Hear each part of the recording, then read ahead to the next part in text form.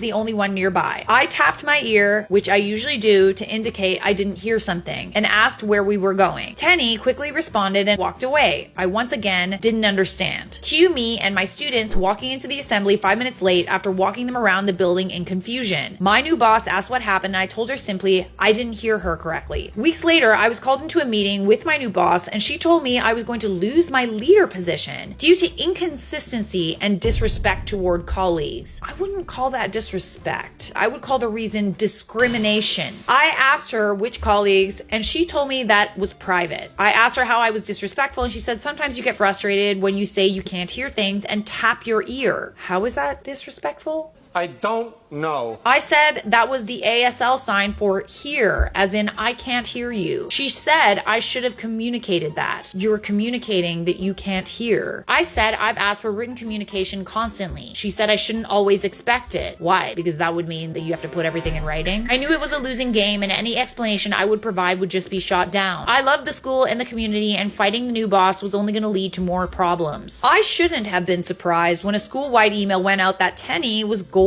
to get the leader position. Tenny was praised by colleagues in reply alls and it was frustrating to say the least. I know she was the one who complained and it was extremely bitter for me to see her rewarded for it. Oh my goodness. They probably kikied about the fact that you have a disability. They're the only ones that agree with each other.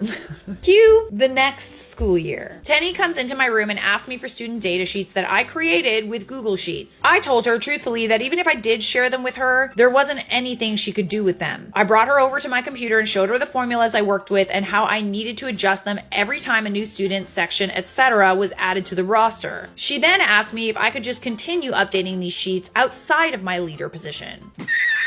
I told her as professionally as possible that I would love to teach her how to do all the things, but I would need a stipend to do so. Oh, interesting that she's asking you to share her work with her. She asked if any of the other leaders were doing what I did. I said they weren't. I was the only one and always had been. I'm a bit ashamed to say I didn't take joy in seeing Tenny's face go cold. When she realized I wasn't going to fold and there was nothing she could do except cope with the hours of data work per year or become proficient in Sheets and Excel, something I knew she wasn't going to do. And here's the real kicker. The parents. Parents of students 99% of the time are a joy to work with. I really mean that. It's so fun to work with the parents of the people I care the most about, but it's the 1% that make your life a living hell. I've overheard Tenny complaining about being on the phone with a 1% parent for 45 minutes, losing her entire grading time. A call like that would have taken me about 5 minutes tops since I have the experience of knowing how to stop circular arguments and get the parent on my side for an issue. What has taken me minutes is taking Tenny sometimes hours.